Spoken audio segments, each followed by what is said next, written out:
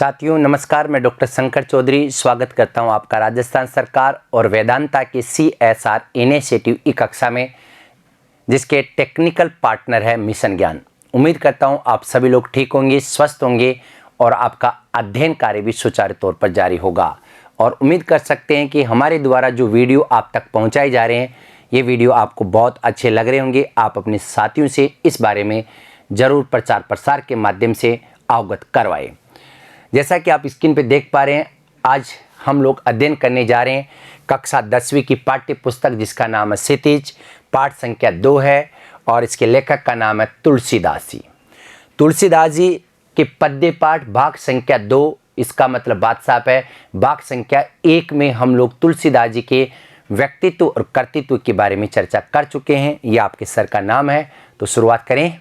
बिल्कुल, पाठ परिचय। इस पाठ में क्या है, तो पाठ परिचय की अगर बात करें तो लक्ष्मण परशुराम संवाद, जैसा कि आप देख पा रहे हैं, लक्ष्मण परशुराम संवाद। जी हाँ, लक्ष्मण परशुराम संवाद नाम काव्यांश आपके महाकाव्य रामचरितमानस। रामचरितमानस लिखा गया था 1574 ईस्वी में। जी हाँ, रामचरितमानस का जो समय है वो माना जाता है 1574। ये बात आपको समझ में आ जानी चाहिए। 1574 में रामचरितमानस लिखा गया था और रामचरितमानस से ये संकलित है। महाराजा जनक द्वारा आयोजित धनुष यज्ञ में राम ने शिव के धनुष को भंग कर दिया था। भगवान श्री राम जी ने उस शिव के धनुष को तोड़ दिया था। मुनि परशुराम ये समाचार पाकर अत्यंत क्रोध से भरे हुए वहां आए, मतलब परेशान होकर परशुराम जी वहां आ जाते हैं। उनकी दर्प और क्रोध से भरी हुई बातों के कारण उनका लक्ष्मण से विवाद हो गया। दर्प का मतलब अहंकार से भरी हुई बातों के कारण लक्ष्मण जी का परशुराम जी से विवाद हो गया।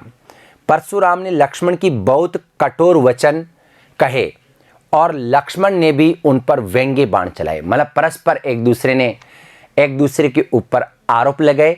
लक्ष्मण जी ने परशुराम जी पर आरोप लगाए और परशुराम जी ने लक्ष्मण को भला बुरा कहा। अंत में राम की विनयशीलता और मुनि विश्वामित्र कौन थे? राम जी के गुरु, लक्ष्मण जी के गुरु के समझाने पर परशुराम का क्रोध शांत हुआ। इस अंश में कवि ने व्यंग्यमय तथा रोचक शैली में घटना को प्रस्तुत किया है। और वो घटना क्या है, मैं आपको एक एक करके डिटेल से वित शब्दार्थ उस बात को समझाने जा रहा हूं। नात शंभु दनु भंज निहरा, होई केऊ एक दास तुम्हारा, ऐसु कहा कहिए किन मोही, सुनी रिसाए बोले मुनि कोही, सेवकु सो जो करे सेवकाई, अरि करनी करी करिय लड़ाई, सुनहु राम जेहि शिव धनु तोरा, सैस भाव समसो रिपु मोरा, सो बिलगाव बिहाई समाजा, नैत्य मारे जेहई सब राजा, सुनी मुनि वचन लखन मुसुकाने, बोले प्रसु धरई अवमाने, बहु दनुई तोरी लरिकाई, कबहु न असी रिस कीनी गोशाही, एही दनु पर ममता के ही हेतु, सुनी रिसाए कह भृगु कुल केतु, रे नृप बालक काल बस, बोलत तो ही न संभार, धनु ही समत्री पुरारी धनु, विदित सकल संसार। कौन किसको क्या कह रहे हैं तो मैं आपको बता देता हूं। राजा जनक ने एक धनुष यज्ञ का आयोजन किया था और उसमें शिव जी का जो धनुष था उसको कौन तोड़ेगा, इसको आधार बनाकर, इसी बात को लेकर राजा जनक ने एक यज्ञ का आयोजन करवाया था। और इस धनुष को भगवान श्री राम ने एक झटके में ही तोड़ दिया। ये जानकारी परशुराम जी को होती है। परशुराम जी भगवान शिव के भक्त थे, तो उनको ये बात बुरी लगी, तो परशुराम जी क्रोधित हो गए और वो कहने लगे कि ऐसा कौन सा व्यक्ति है जो मेरे गुरु के धनुष को तोड़ सकता है। इस दुनिया में मेरे गुरु के धनुष को कोई तोड़ ही नहीं सकता है। ये इसका भावार्थ है। पहले हम लोग इसके कठिन शब्दार्थ समझ लेते हैं। देखिएगा, शंभु धनु शिव जी का धनुष। शंभु धनु का मतलब हो जाएगा शिव जी का धनुष। यहां ध्यान देने की आवश्यकता है। शंभु धनु का मतलब क्या हो जाएगा? शिव जी का धनुष।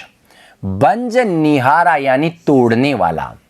बंज निहारा का मतलब हो जाएगा तोड़ने वाला। केऊ कोई, भाषा अवधि है, ध्यान दीजिएगा, इसकी भाषा क्या अवधि है।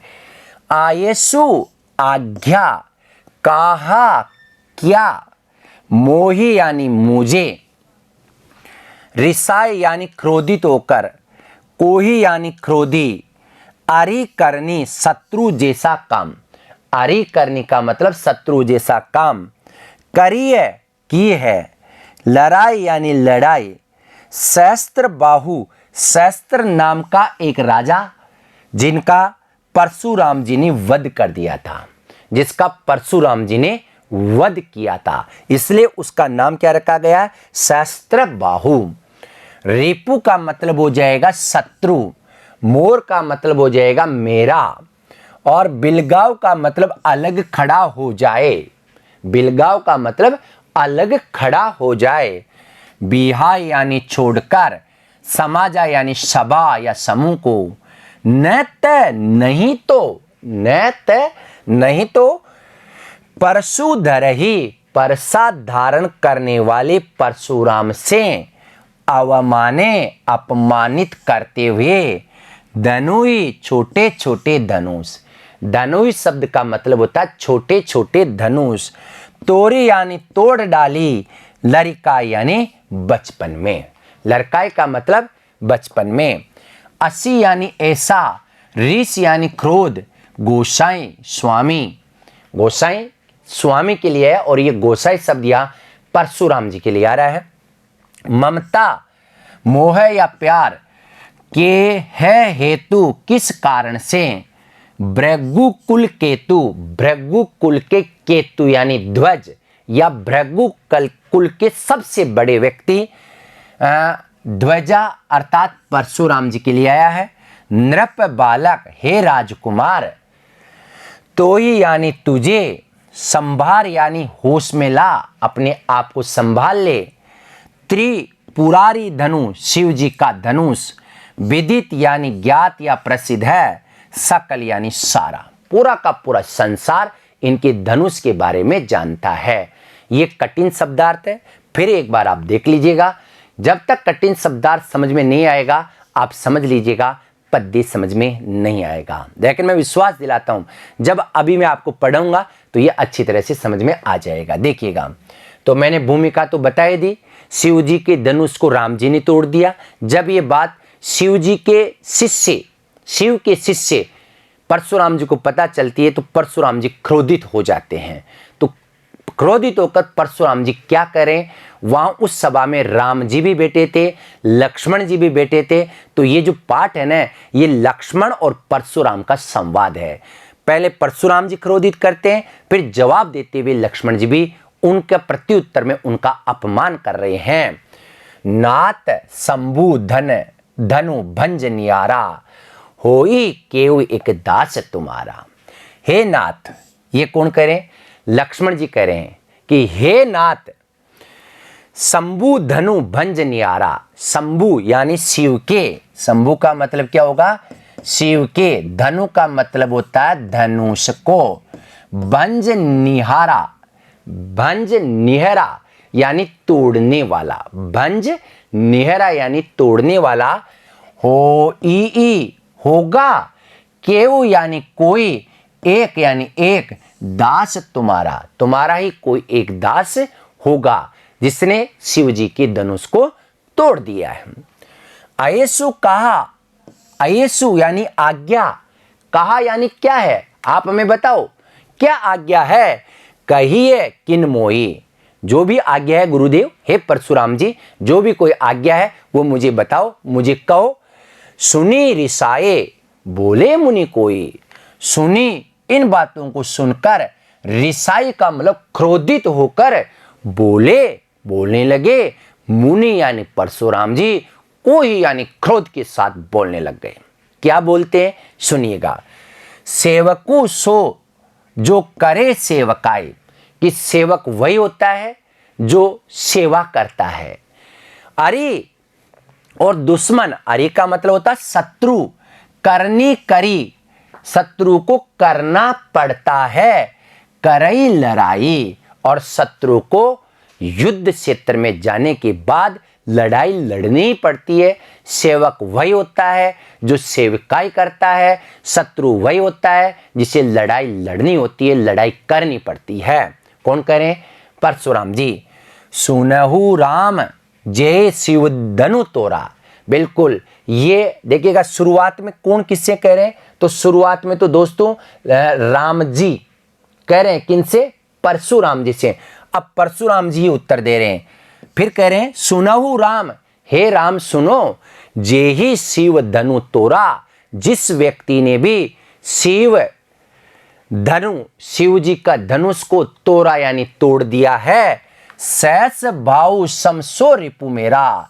सहस भाव नाम का एक राजा हुआ था, उसी के समान वह भी मेरा, सम यानी समान, सो यानी वह, रिपु यानी दुश्मन, मोरा यानी मेरा दुश्मन है, वो मेरा एक नंबर का शत्रु है।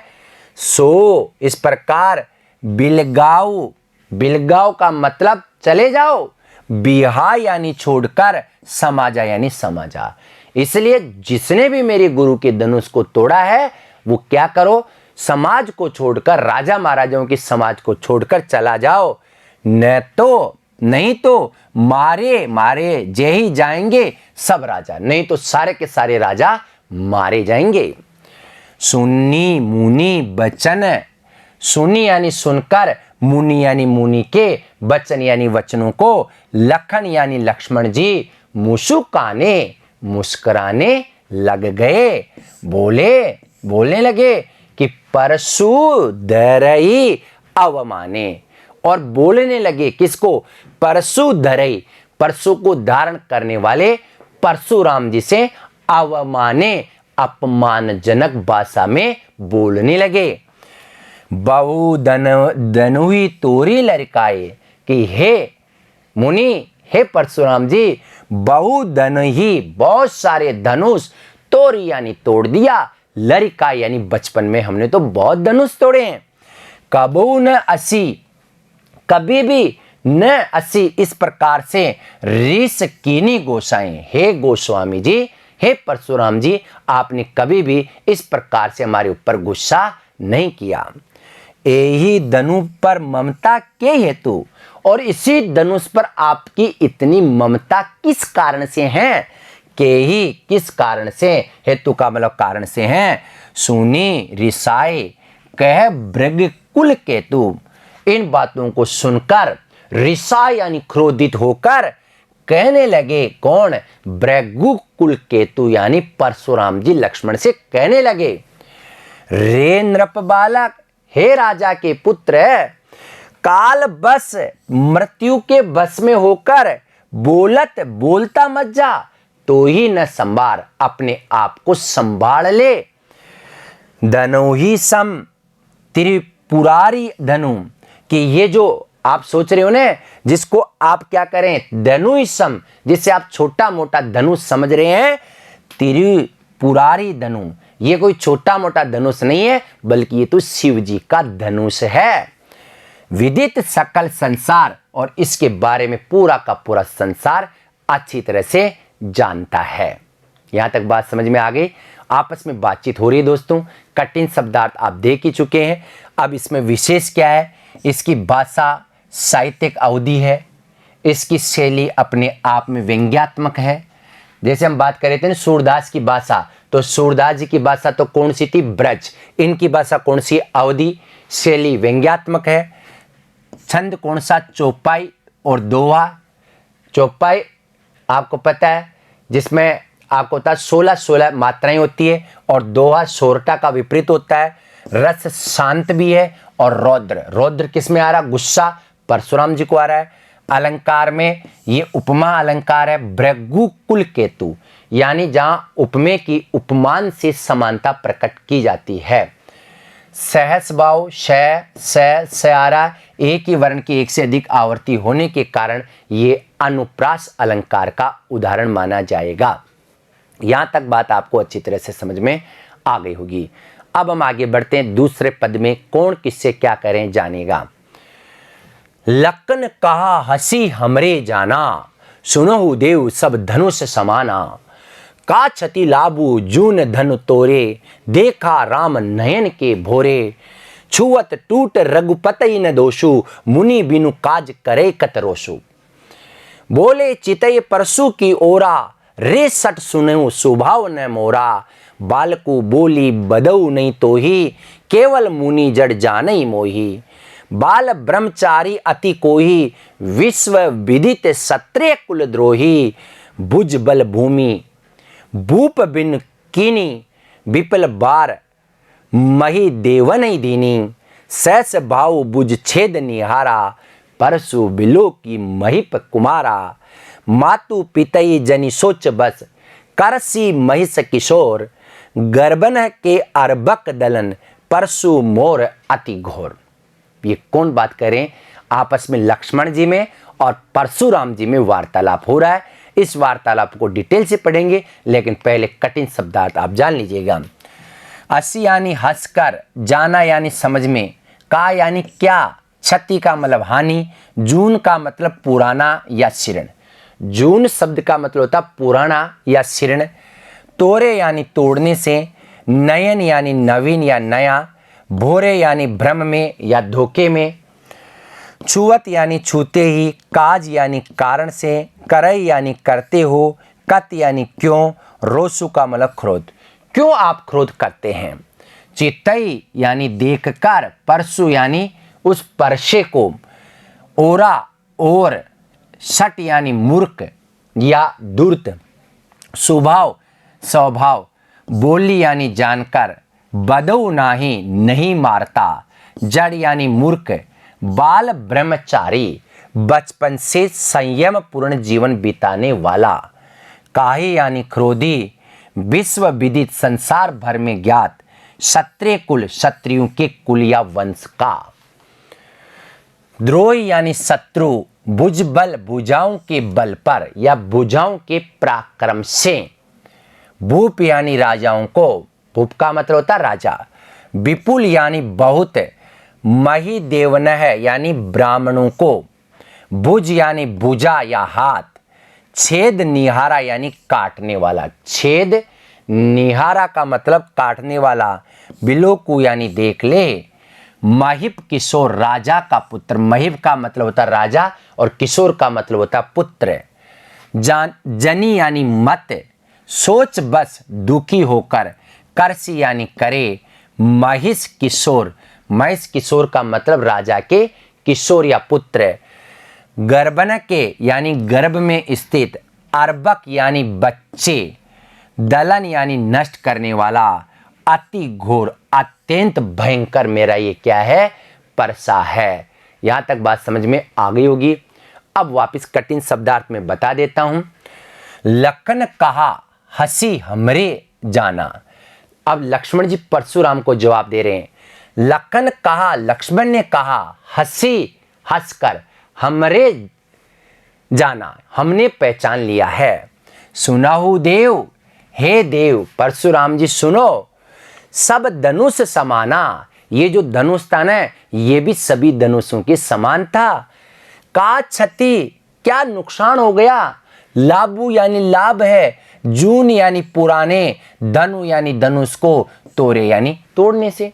ये तो पुराना धनुष था, हमें इसको तोड़ने से क्या तो लाभ है क्या हानि है।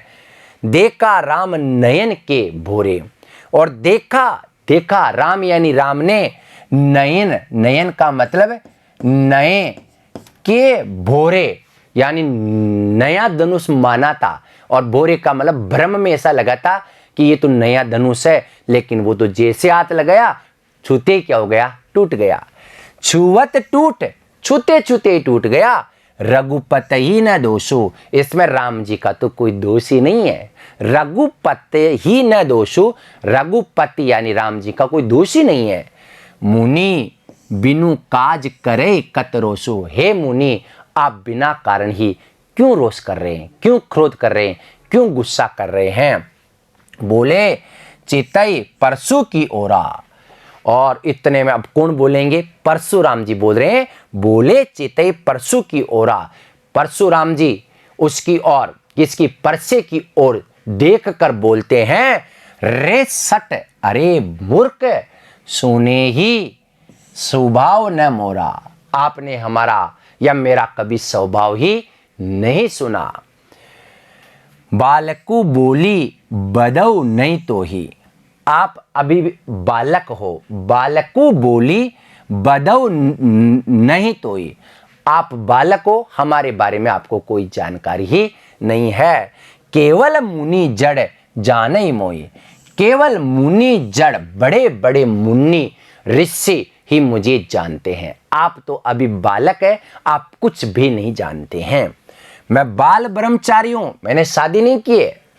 अति को ही, मैं बहुत ज्यादा क्रोधी आदमी हूं। विश्व विदित, पूरा संसार जानता है, क्षत्रिय कुल द्रोही, कि मैं क्षत्रिय कुल का द्रोही हूं, दुश्मन हूं।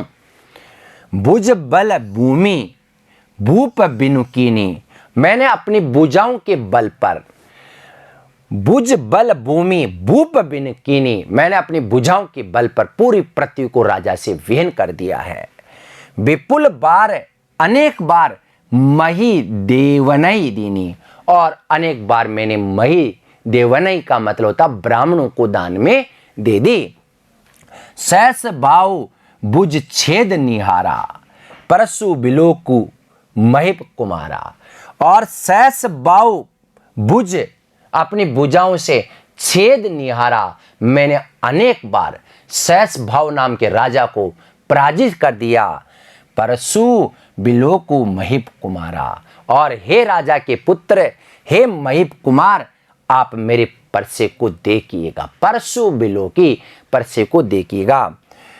मातु पितई जनी सोच बस, करसी महिष किशोर, मातु पितई जनी सोच बस, मैं केवल आपके माता और पिता के बारे में सोचकर, केवल करसी महिष किशोर, मैं आप पर दया कर रहा हूं। महिष किशोर यानी राजा के पुत्र, मैं आप पर दया कर रहा हूं। गर्भन के अर्भक दलन, गर्भन यानी गर्भ में, अर्भक दलन यानी जो छोटे छोटे भ्रूण में बच्चे होते हैं उनको, परसु मोर अति घोर, मैंने, जैसे मान लीजिए कि गर्भ में कोई भ्रूण पल रहा है, बच्चा पल रहा है, उसको मैं गर्भ में ही नष्ट कर देता हूं।